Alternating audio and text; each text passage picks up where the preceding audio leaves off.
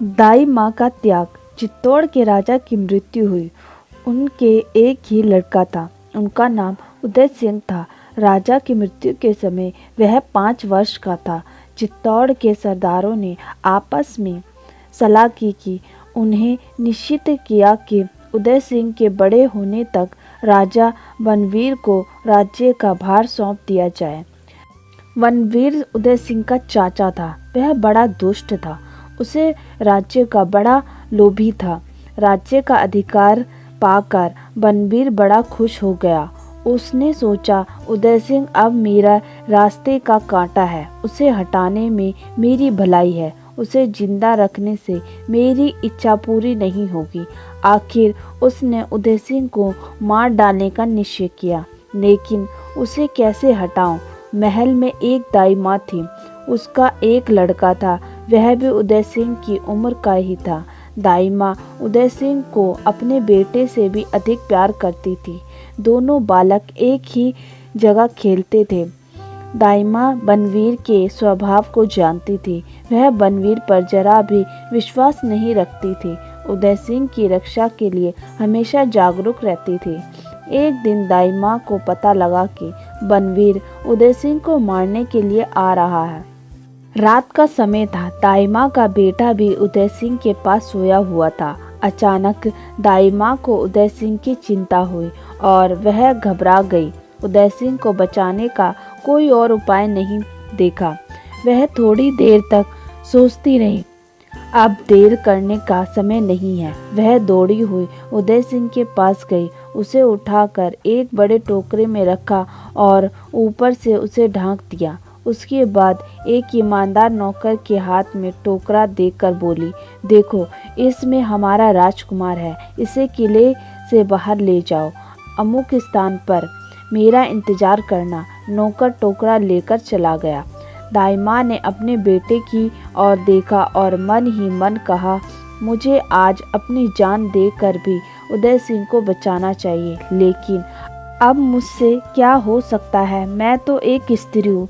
बनवीर का मुकाबला करने की ताकत मुझ में नहीं है। हाँ, एक उपाय है, मगर मैं वह काम कैसे कर सकती हूँ?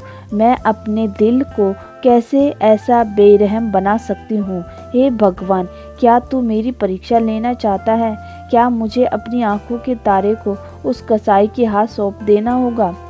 उफ, एक माता अपने प्राण के टुकड़े को उस नर राक्षस के मुंह में कैसे धकेल सकती है? परंतु अपने स्वामी के लिए मुझे वह भी करना होगा। अपने राज्य की रक्षा के लिए इससे भी बढ़कर बलिदान मुझे देना होगा। राजा की रक्षा में प्राण देना प्रजा का फर्ज है। यदि उदय सिंह मर जाएगा तो देश अनाथ हो जाएगा। इसीलिए उसकी रक्षा के लिए एक मामूली व्यक्ति का बलिदान देना कोई बड़ा कार्य नहीं है। मेरे प्यारे बेटे, तेरी माता आज तुझे अपने स्वामी की रक्षा के लिए बलि देने जाती है। तेरा जीवन धन्य है। इतनी छोटी सी उम्र में ही तुझे अपने मालिक के लिए अपनी जान देने का सौभाग्य मिला। ईश्वर तुझे शांति दे। उसने तुरंत अपने बेटे को उठाकर उसका मुंह चूमकर उदय सिंह के पालके पर लिटा दिया। बनवीर हाथ में तलवार लिए वहां आया। एक ही बार में बच्चे के मुंह से एक चीख निकली। दाई माँ बेहोश होकर वहीं गिर पड़ी। बनवीर अपनी सफलता पर खुश होता हुआ वहां से चला गया। दाई माँ को होश आया। वह अपने बेटे के पास गई। देखा, अपने प्यारे पुत्र का सिर धड़ से अलग पड़ा है। उसे यह सिर देखकर चक्कर आया। उसने जी काढ़ा कर बेटे को और एक बार अच्छी तरह देखा। मन ही मन कहा, लाल, तू धन्य है जिसने अपने स्वामी की जान बचाने के लिए अपनी जान दे दी। मैं धन्य हूँ जो ऐसे पुत्र की माता होने का अभिमान कर सकती हूँ। दाई माँ वहाँ से चली गई। निश्चित स्थान पर वह नौकर दाई माँ की राह देख रहा था। दाई माँ वहाँ पहुँचकर रात की रात में उस राज्य से बाहर चली गई। वह उदय सिंह को लेकर कई राज्यों में भटकती रही। अंत में नीलमीर के राजा ने उसे शरण दी। उदय सिंह के बड़े होने तक दाई माँ उसकी देखभाल करती रही।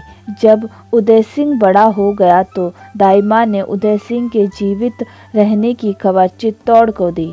वहाँ के सरदार लोग बड़े खुश हुए। बनवीर राज्य छोड़कर भाग गया। उदय सिंह सिंहासन पर बैठा। दाई माँ की आशा पूरी हुई।